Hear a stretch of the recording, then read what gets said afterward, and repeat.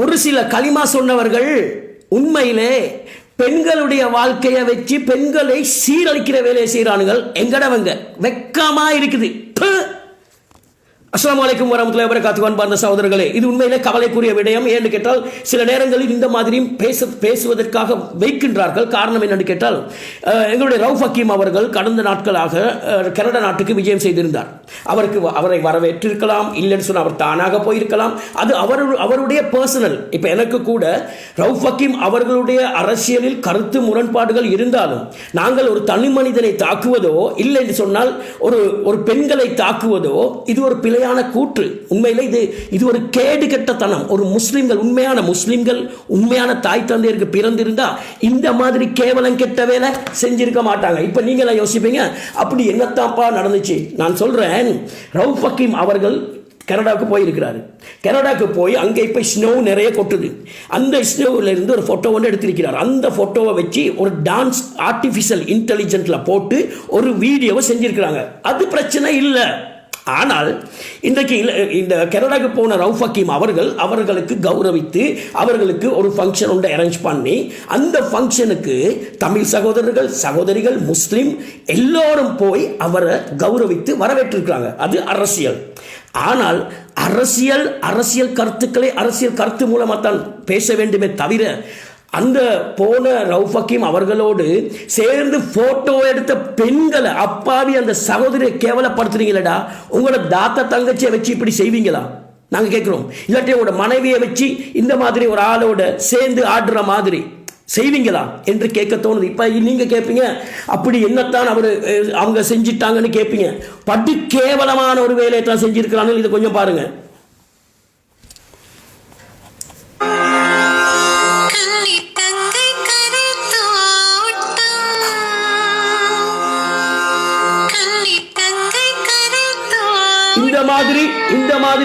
இந்த மாதிரி கேவலம் கெட்ட வேலை செய்கிறவன் எவனா இருந்தாலும் நாங்க கேட்கிறோம், நீங்களா களிமா சொன்னவனுங்களா? வெக்கம் இல்லையா? ரவுஃப் ஹக்கீம் அவர்களுடைய அரசியல் கருத்துக்கு முரண்பாடுகள் இருந்தால் கருத்தை கருத்தால் வெல்ல வேண்டும். அதுவும் இல்லாம ரவுஃப் ஹக்கீம் அவர்கள் எங்க போனாலும், யார் வந்தாலும், இலங்கையில் ஒரு கட்சிக்கு தலைவர், அவரை அங்க வரவேற்று இருக்கிறாங்க. அப்ப அவங்க போட்டோவை எடுத்து புகைப்படங்களை போட்ட பிறகு விமர்சனங்களை தெரிவிக்கலாம். அதில் ஏன்னு கேட்டால், இன்றைக்கு மீடியா என்பதே விமர்சனம் மூலத்தான் எல்லாமே உருவாகி கொண்டு வருது. சில பேர் வியூஸுக்காகவும் காசு உழைக்கிறதுக்காகவும் இந்த ஃபேஸ்புக்கில், டிக்டாக்ல, யூடியூப்ல போட்டு காசு உழைக்கிறதுக்காக நீங்கள் வேண்டிய மாதிரி செய்யுங்க. ஒரு ஆண் மகனை நீங்கள் இந்த மாதிரி தனியாக வீடியோ எடுத்து போட்டு ஆர்டிஃபிஷியல் இன்டெலிஜென்ஸ் போட்டு செய்கிறது அது வேற வேலை. ஆனால் பெண்களை ஏண்டாப்பா சீரழிக்கிறீங்க என்று அதுதான் எங்களுடைய ஒரே ஒரு கவலை. இன்னொரு வீடியோ ஒன்று போட்டிருக்குது, அந்த வீடியோ கொஞ்சம் பாருங்க.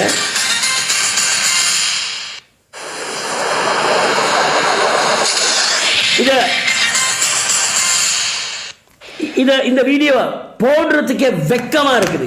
இந்த வீடியோ பார்க்குற எனக்கே இவ்வளவு ஒரு கேவலமா வெட்கமா இருக்குன்னு சொன்னா, அதாவது இன்றைக்கு இந்தியாவில் நாங்கள் படங்கள் பார்த்துருக்கிறோம், அது வேற. ஆனால் இந்த வீடியோவில் இருக்கிற அந்த சகோதரி யார் என்று தெரியாமைக்கு சில பேர் அந்த சகோதரியை பழி வாங்குறதுக்கும் செஞ்சிருக்கலாம். நீங்க எவனா இருந்தா எனக்கு என்ன? ஆனால் இந்த மாதிரி கேவலம் கெட்ட வேலை செய்யறது இருக்கே, இதை விட நல்லா இந்த வீடியோ செய்தவர் இருக்கிறாரு. இதே வீடியோவை உங்களுடைய தாத்தாவை, இல்லாட்டி ஒரு தங்கச்ச, ஏன் உங்களோட மனைவியை இவளை மாதிரி இவரோட சேர்ந்து ஆடுற மாதிரி போடுவீங்களா? யாராவது போடுவீங்களா? அப்போ நாங்கள் கேட்குறோம், அதில் யார் அந்த வீடியோ செஞ்சு போட்டிருக்கிற அந்த வெப்சைட்டுக்கு போனால் அவர் யார் என்று இதில் போட்டிருக்கு. இந்த இவர் அதில் போட்டிருக்கு கலிஃபா கிங். நீங்கள் உங்களோட ஊடகத்தை செஞ்சுக்கிட்டு போங்க, இதில் உங்களோட ஃபோட்டோ இல்லை, ஒன்றும் இல்லை. ஆனால் காசு உழைக்கிறதுக்காக, உங்களுக்கு வியூஸ் பார்க்கணுன்றதுக்காக ஒரு அப்பாவி சகோதரருடைய வாழ்க்கையில் விளையாடுறீங்களேடா, வெக்கமா இல்லையான்னு கேட்க தோணுது. ஆகவே அன்பார்ந்த சகோதரர்களே, அரசியல்ல பிழைகள் இருக்கலாம், அரசியல்ல கருத்து முரண்பாடுகள் இருக்கலாம். அரசியல் அதெல்லாம் கருத்தை கருத்தால் வெல்ல வேண்டும். இந்த வீடியோவில் போட்டு அந்த வீடியோவை ஆர்டிஃபிஷியல் இன்டெலிஜென்ட்ல போட்டு, ஆர்டிஃபிஷியல் இன்டெலிஜென்ட் என்பதே இல்லாததை உருவாக்குற ஒன்று தான் ஆர்டிஃபிஷியல் இன்டெலிஜென்ட். இந்த வீடியோக்களை செய்யலாம். அந்த வகையில் இந்த வீடியோல இருக்கிற சகோதரி யாருன்னு தெரியுமா?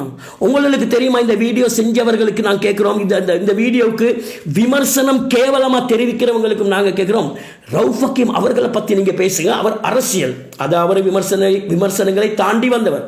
ஆனா அந்த அப்பாவி பெண்களை போட்டு சீரழிக்கிறீங்களே, கேவலமா இல்லையா? காரணம் என்ன தெரியுமா? அந்த வீடியோவில் இருக்கிறது ஜைத்துனா சிஸ்டர். உங்களுக்கு தெரியுமா அந்த ஜைத்துனா சிஸ்டர் யார் என்று? உங்களுக்கு தெரியுமா அந்த சிஸ்டர் மூலமாக இன்றைக்கு எத்தனை ஏழை மக்கள் இலங்கையில் வாழ்றாங்கன்னு சொல்லி, எத்தனை ஏழை குடும்பத்துக்கு அவங்க உதவி செஞ்சிருக்காங்கன்னு எத்தனை பேருக்கு தெரியும்? அதே போலத்தான் ஜைத்துனா சிஸ்டர் ஒரு பொதுநல சேவை செய்யக்கூடியவங்க.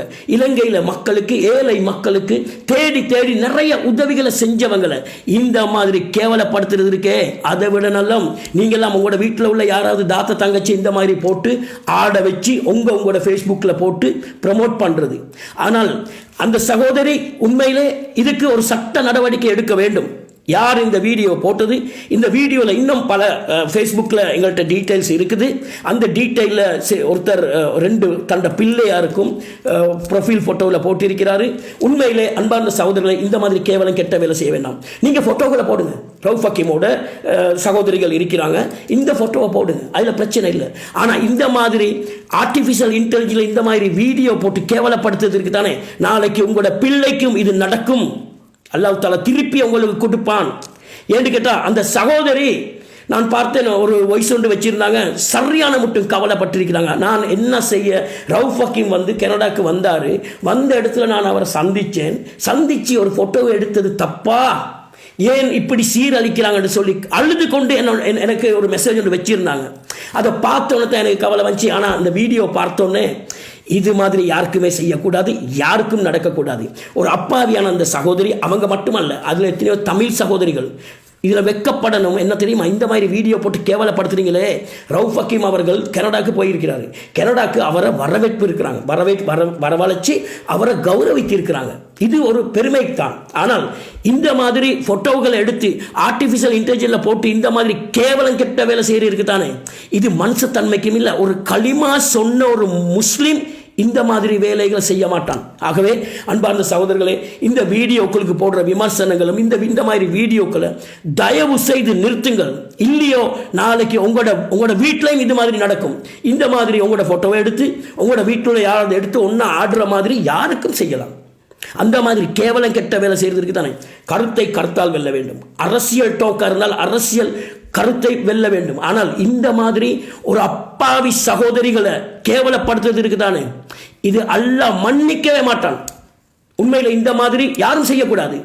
பாவம், அந்த சகோதரி எவ்வளவு மன கஷ்டத்தோடு இன்றைக்கு இருக்கிறாள். ஒரு பெண்ணுடைய மனசுக்கு துன்புறுத்துற மாதிரி கவலையை கொடுத்திருக்க நீங்க ஒவ்வொருவரும், பெண் பாவம் பொல்லாதது, நீங்கள் அனைவரும் பதில் சொல்லியாக வேண்டும். ஆகவே அன்பான சகோதரர்களே, இந்த மாதிரி கேவலம் கெட்ட வேலை செய்யாமைக்கு போட்டோ புகைப்படத்தை போட்டிருக்கிறீங்க, நாங்கள் வரவேற்கிறோம். அதுக்கு பல விமர்சனங்கள் ஃபேக் ஐடி மூலமாக போட்டுக்கொண்டு குழப்பி கொண்டு இருக்கிறாங்க, அதில் பிரச்சனை இல்லை. ஆனால் இந்த மாதிரி ஒரு நேர்மையாக அல்லாவுக்கு பயந்து அவங்க சரியான மார்க்கத்தை பின்பற்றி கொண்டிருக்கிற அந்த சகோதரியை கேவலப்படுத்துறதுக்கு தானே இதை போட்ட ஒவ்வொரு வீட்டிலையும் இது மாதிரி அவங்களோட குடும்பம் கேவலப்பட போகுது. அல்லாவுக்காக வேண்டி தயவு செய்து இந்த மாதிரி வீடியோக்களை போடுறதை நிறுத்திவிட்டு புகைப்படத்தை போடுங்க, நாங்கள் வரவேற்கிறோம். ஆகவே அன்பார்ந்த சகோதரர்களை, இந்த மாதிரி ஒரு பெண்களை சீரழிக்கிறதுக்கு தானே வரவேற்கத்தக்கது அல்ல. உண்மையிலே கவலையுடன் தெரிவித்துக் கொள்வது, தயவு செய்து நிறுத்துங்கள். இன்ஷா அல்லாஹ் அடுத்த வீடியோவில் சந்திப்போம். அஸ்ஸலாமு அலைக்கும் வரஹ்மத்துல்லாஹி வபரகாத்துஹு.